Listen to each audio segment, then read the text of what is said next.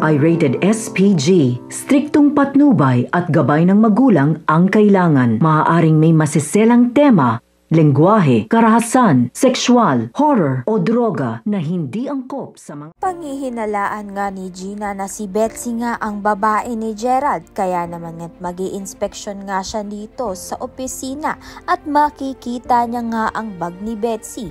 Nang buksan niya nga ay makikita nga niya ang brief nga nito ni Gerald na nasa bag nga nito ni Betsy.